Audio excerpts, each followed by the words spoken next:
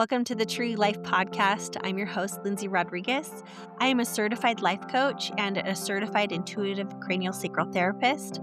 I work with most of my clients online virtually, but I now have an office located in eastern Idaho at Beacon Integrative Medical Center up in Rexburg. So you can find me there. If you'd like to book a session with me, go to truelife.com, or you can find me on True Life through Instagram and Facebook. If you can, like and subscribe, and that will help me to get this further out to more people, and it will just be a blessing for me and my family. Thank you so much for listening. Today, I wanted to talk about something that I find fascinating, and it's kind of random, but kind of not. If you know me, I love to learn, I love to read, I love to explore things about life that are just unique and interesting. And one of the things that I've come across, which you may not know about, is Dr. Masaru Emoto's work.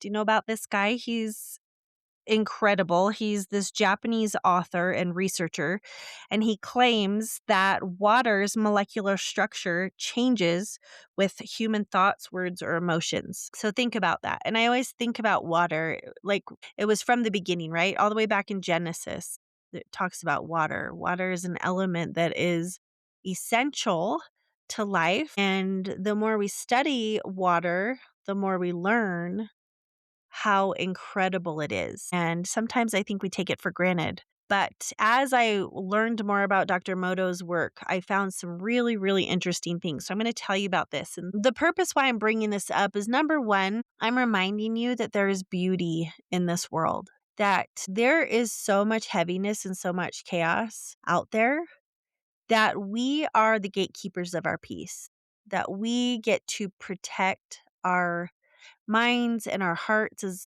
best we can. That is our right. And so, as all this stuff is being revealed and uncovered, and all this darkness is coming to light, it can be overwhelming for the soul, and it can take your peace, steal your peace. So, I want to remind you that there's also a season for rest, there's a season for curiosity, there's a season for growth and learning and discovery. And I really think that this work that we're going to talk about today is incredible. And I just kind of find my nervous system calming as I study these beautiful concepts about life. Just brings me to a different place, and I love it. So his main method was he would expose water samples to words like love or hate, like strong words, polar opposite words. One is positive, one is negative. And what he would do is he would freeze the water, and then he would take these microscopic pictures of the ice crystals. So the positive words would make these stunning, beautiful, intricate patterns. And the negative words would create kind of a messy, broken, chaotic pattern. So he talks about water kind of gets polluted in a sense by these ugly words and supposedly cleaner and more beautiful with the positive. He would also use music. So he would put the water next to classical music, like Bach, for example. And again, it would form these elegant shapes. And then when he would put it next to something like heavy metal music, it would just kind of be blobs or these wrecked, broken crystals. He would also take these rice experiments and he would label the two different jars of rice. One would have words like, thank you, you're beautiful, I love you. And then the other jar would have words like, you idiot, you fool, I hate you, etc. The ones with the negative words on the outside, not even like nothing else had changed, but the words just written on the outside of the container, that sample would rot way faster than the jars labeled with positive words. So think about that. Think about how much we talk about words matter. They're literally creation. In the beginning, there was the Word was God. God created with His Word. And we are a God seed. We are His children. We are learning how to create beauty. And in learning how to create beauty, we're also learning how to create chaos. So as I was studying Dr. Emoto's work and learning about him, I came across another researcher, and her name is Veda Austin. And you can find her on Veda Austin Water on Instagram or vedaaustin.com. And she is what you would call a crystallographer. And she teaches this energetic imprint of the influence in or near the water. So she talks about how the water has these sacred properties to it and that it has intelligence. And then the question that she always asks is, can water store memory? So she did this research and actually did a documentary that's coming out pretty soon. You can find the trailer on her website. But what she'll do is she'll put an item in water, like a seed, for instance, and then she will remove the seed and freeze the sample. She won't freeze it solid. She'll do like a partial freeze, so it will create the crystals. The frozen water will take shape, but it won't mimic the seed that's been removed. So, like, say it's a sunflower seed, but it will mimic the potential of the seed. This is how incredible water is. So, it will freeze an imprint or a picture of a sunflower. So not the seed that you put in the water, but the sunflower, the potential of the seed.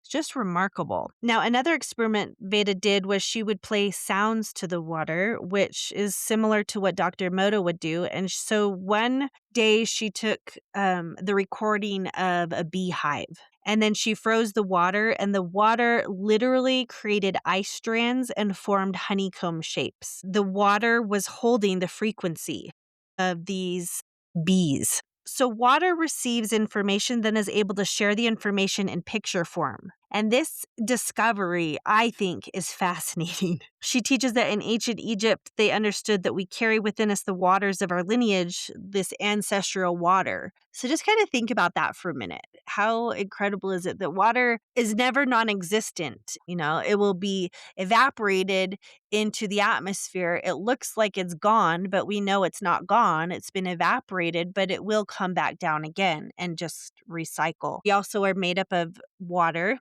Our cells are made up of water. So just think about the gathering of information that water brings. And I just think there's so much to this that we haven't tapped into, that I think the most fascinating thing about life is when we discover and expand our minds and we realize and recognize that what we can see in front of us is only the beginning, that there's so much more to life. And you kind of can tap into that God space of we don't know what we don't know, that God is all knowing and he's trying to teach us and he's trying to get us to understand all this beautiful information about his creations.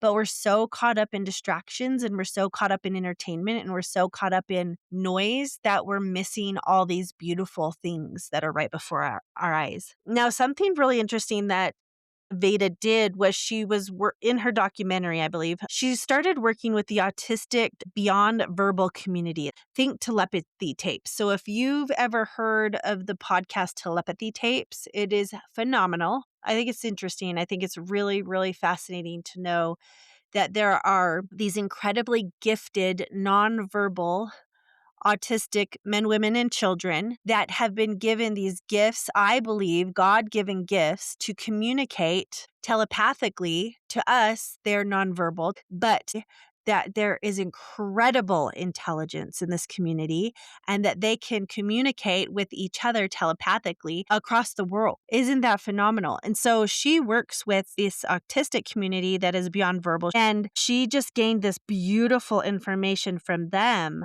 and just obtained this insight from them on water, on this language of water. And it's just quite interesting. So think about that. Water never dies. It holds all the history, all the energy, and all the thought of life. So if you want to learn more, you can go to vedaaustin.com or Veda Austin Water on Instagram. Look at it. She has some beautiful pictures and you'll learn really quickly about what she does. And I find it completely fascinating. So I'm kind of geeking out about this, but I wanted to share it with you because, again, I just want to remind you there's so much beauty. Don't miss it. Don't get too caught up in your shows and your entertainment that you're missing all these beautiful, beautiful creations that God has given us that we have only began to scratch the surface. And I'll just close with, life is beautiful. There is a true you inside of you that is trying to connect, that is trying to reach you. There is an ancient version inside of you that is intelligent beyond measure, that is connected to God, that is wanting to remind you that you are a powerful being having this journey and this experience in life. But there's so much more to you. And that as you discover that higher version of yourself that's always been there, that you will find such incredible things to uncover about life, about God, about love, about our communities, our people, the world around us. It's just amazing. Don't get caught up too much in the negativity. Fear has weight, it has torment, it is soul crushing. We have to be careful that we remember whose work this is, and the process of life is really in God's hands, and to not get caught up in the negativity and the fear, that there's so much good, so much hope, light, and love. So hope you have a wonderful week, sending you love, and just make it a great day. Talk to you soon.